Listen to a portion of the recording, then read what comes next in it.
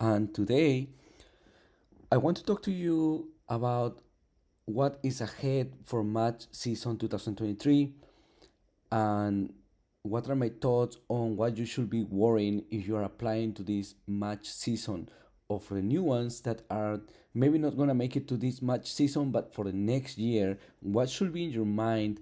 Hopefully this catch you in the time that you are about thinking on preparing to the match, or just about finishing school and you don't know where to start, or just thinking that this passing the steps is the only thing you need to do. So there's more to do. So I just want to remark this for everyone. So if you were to follow an order in with the goal to present or to participate on the coming season, to the coming match, or the next one the next year, just think about this. The first thing is you yourself have to get to schedule your step one, pass step one, pass, pass. And this is the key. Many websites, many forums will say, oh, you need 250, you need 260 now to be competitive. You get less than 250, don't even present to the match season because you're not going to make it. Just go back to, I don't know, to weight tables. Um, so that's not true. Every year, guys, people that have barely passed step one, step two, match into a residency program. So the best thing that you can do is to take advantage of being a fresh graduate and pass step one. Hopefully you can make it to something above 230, but if you don't, then at least pass the exam. And why do I say this? Because depending on the country, depending on who is the person, some students are really good and get great scores, but some students are still immature and they are studying because their parents are paying for their courses, they're paying for the testing, so they don't see really the impact of this in their lives or how is it going to change their lives in the future. So if you're one of those students and just came across to this video, at least wake up and at least pass step one. So after passing step one, take a month to start working on step two. But once you graduated and you're preparing to do step one, step two, once you graduated, remain clinically active. And this is gonna make a big difference, because by the time that you finish everything that you need to do to credential to be able to participate, this is gonna be one of the things that program directors are going to be looking on for you to be selected. They're going to say, is this a guy that is smart on paper but has never touched a patient in real life? So how are we going to hire this person? Why are we going to hire a person that doesn't have any practice? Anyone? But see, by the time that we become now older and we take positions in residency programs, or we take positions on teaching, we know that a person can be smart in paper, but it can be a terrible doctor. So remain clinically active. Anything you can, just even if you just go to volunteer at a local hospital in your country, in your city, just go to volunteer there at the medicine department, at the family practices department, get to know what's going on, and that's all we need. Hopefully you do it at a center that can provide verification when the program calls and say, hey, is that true that Dr. Munoz was doing a rotation there in years 2017, 2018, 2019? And if they verify that, then that's great for you. So while studying to step one, you don't need to volunteer every day. You can volunteer once a week, once a month, as long as it continues to be constant and the timeline remains constant. So when they verify and they say, was he volunteering in the months of March, April, May? Even if it was once a month, you were there, you were volunteering. So you are clinically active. And this is something easy to get because you may not get paid, you may not be on any benefits, but at least once the time comes to verify this, it will be information available to programs. Okay, so remain clinically active. This is medicine clinically active, and this is the aspect of practicing medicine. But at the same time, while studying for step one, step two, volunteer at churches, volunteer at um, shelters for homeless, shelters for the elderly, shelters for orphanages, anywhere, wherever there is a volunteer opportunity, go there, especially if it is an opportunity that allows you to network with physicians that are visiting your country for, I don't know, uh, free surgeries for kids, free dental work, free religious missions, anything, because in the least thought place you will find a physician doing volunteering, and if not, it might be somewhere, anywhere that at least is American, and it can be verified by the program director that wants to hire you 3 years ahead. So just keep that in mind and volunteer anything, even if it's 1 day volunteering experience, even if it's 2 days, anything that you can do. It may allow you to get to know someone that can get you to do a rotation in the hospital. But don't worry much about doing the rotations or getting to know people, because you first have to pass the steps. So your main preoccupation, your main concern right now is to pass the steps. Create the network, create the relationships with people that are related to United States, hopefully, but focus on passing the steps, because without that, no one is going to take you. Okay, now start saving money, because yes, a lot of this help is going to come from your parents, but start saving money. This is a time that if you don't have a lot of money, if your money is not around you, this is a time that you have to be wise and start saving money as much as you can, because there's going to be a time ahead, once you're getting ready to present to the match, that money will be needed. So start saving. Pass step two. Pass step two, it usually takes 4 months to prepare to step two.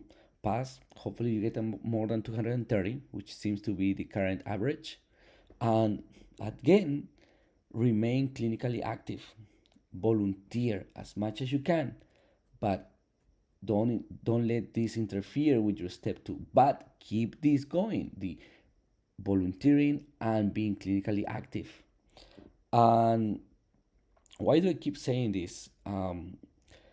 At this time, when you're passing step one, step two, I also want you to think about the the advantage that you have, that you are in your country, and you could start doing any, what is called, an academic activity aside of volunteering, remaining clinically active.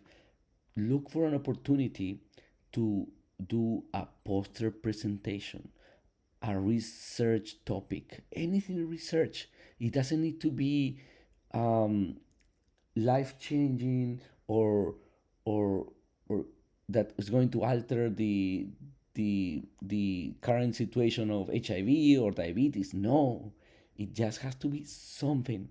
It can be the effect of COVID in the poorest city in your country. It could be the effect of preying on hypertension. Actually, that article won a contest in my area last year, when students did that kind of research, and they proved that praying changes hypertension for good. um, or the effects of calling patients on day 1 and 3 after discharge from the hospital, or maybe something simpler, the 2 years post COVID, and what the population of the poorest city in India thinks about the pandemic now. See, anything that could be just a case report, and you have to investigate on your own. What is a case report? A case report is the lowest type of research, but it is research. And what we have to work on this is that we don't want to get to match season to start working on research, because people will know that this was something done for the purpose of matching. It wasn't done because you have commitment. And this is important because programs, when they hire someone, when they look at someone, they say, is this person that's a person that's going to be involved in research when they are here? I don't want him to be involved in crazy experimental research. I just want him to be able to do one or two posters during his 3 years of residency. Why? Because the medical board of the United States requires that every member of a residency program at least participates in one or two research or academic activities during their training time. So that's why. And this applies to academic and university centers. So if you're applying to an academic center, then you have it easy. Just do a couple of poster presentations in your medical school or to your friends and list it. The important thing is that when you were asked about this, you have to know what was the topic, how did you do it. It has to be a real topic. You cannot lie. So even if it wasn't published, even if it wasn't published in a big magazine, a big journal, it doesn't matter as long as you know what was this about, and as long as it is something that I believe you really did from the bottom of your heart because it was going to change the information you had at that time, then it's good enough. So you can, if you don't believe me that articles don't need to be published or research doesn't need to be published to be important or to be listed, look at this article that I'm presenting here at the bottom. And it says that even for one of the most competitive residencies, which is dermatology, most of the articles that were listed by applicants were not published. So meaning that the these applicants did all what they could to build up a CV, a resume. Okay, so you pass step two, you remain clinically active, you volunteer, you had one or two poster presentations, one or two case reports, and now you pass the OET, and that means that you're getting close to be able to credential for ECFMG to certify you and to for you to present to the match. So at this time, while passing OET, you have to start, and this is hopefully 1 or 2 months before match season, you have to start working on your CV, on your personal statement. Why? Because at this point in time, your CV, the wording on your CV, the way that you describe every activity that you did on your life, on school, on your rotations, becomes very important. And if you don't have good wording, you may be saying, like, I always revise on all these CVs that I get to work on, that the students are just mentioning what is the rotation about. They are not mentioning what they learned, what they were good at during the rotation. They were just, most of them just say, I did physical exams, I examined patients, I don't know, did EKGs, and that's not what we want. We want you to say what was the experience of working on a family medicine or internal medicine clinic was about, what was your main area of interest.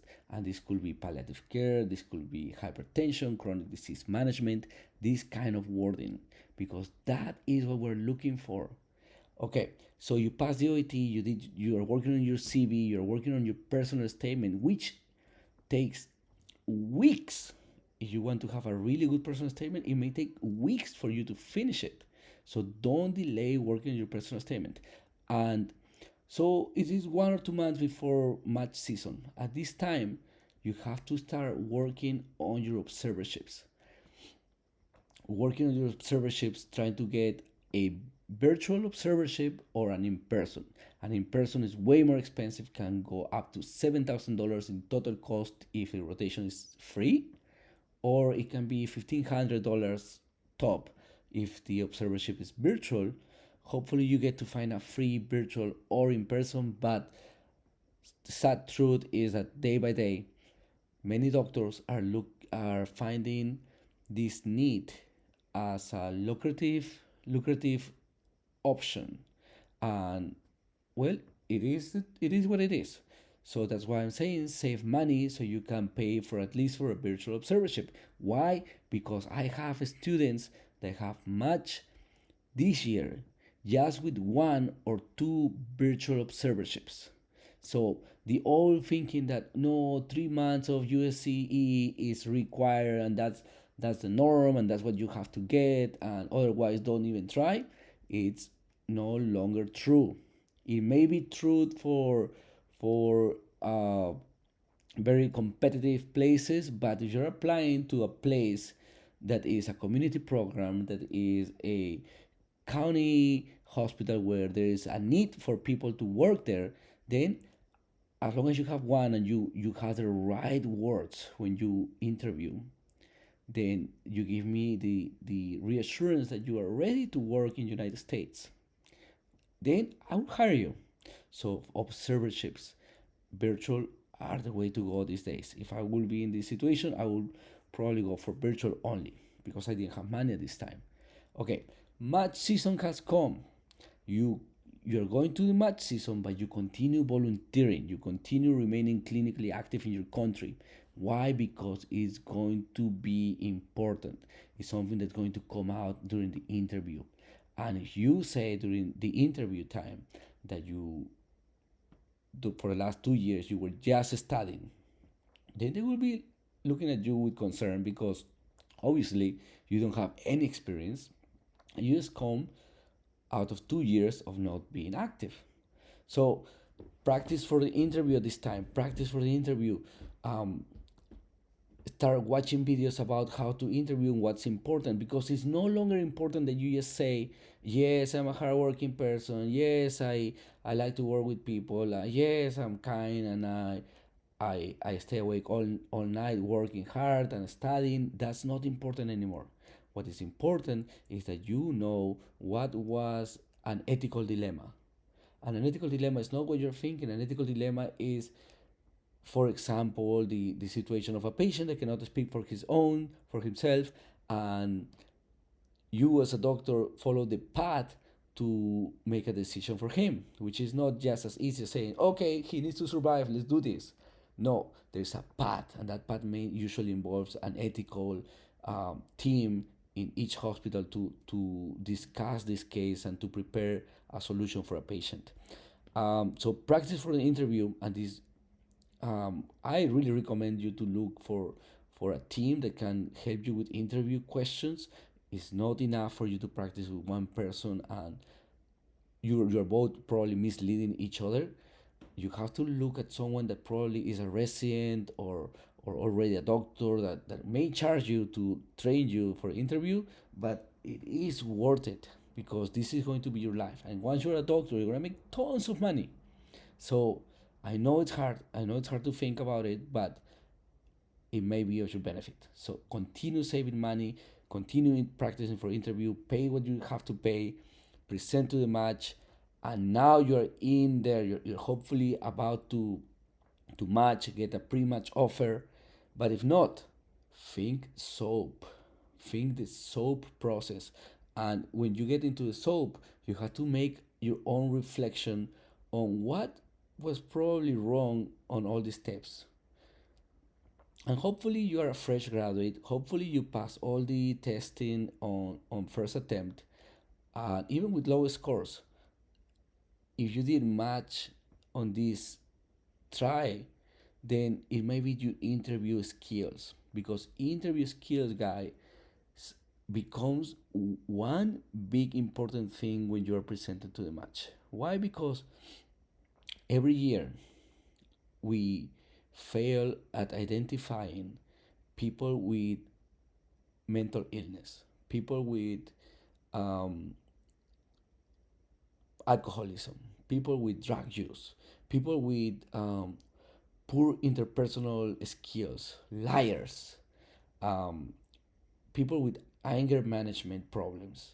So if you can practice for your interview and you can demonstrate that you don't have any of those problems, you may be increasing your chances. Hopefully, other things fall on your favor, like good scores and one or two observerships.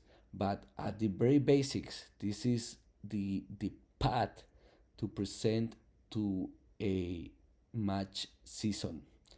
And good luck. Don't don't give up and keep following me. Thank you.